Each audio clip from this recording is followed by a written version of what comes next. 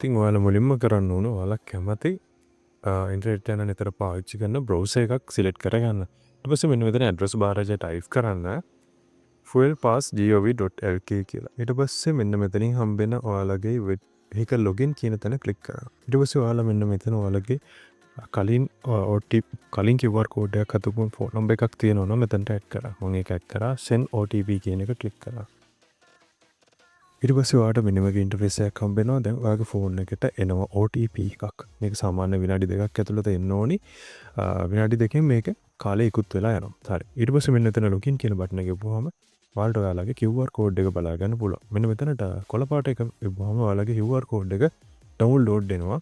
ඊට පහළ පේන QR කෝඩ් එක වෙනස් කරන්න ඕන නම් එතන ඔප්ෂන් එකකුත් මේ ප්‍රොෆයිල් එක ඩිලීට් කරන්න ඕන ඒකට අදාළ ඔප්ෂන් එකකුත් පහළ තියෙනවා.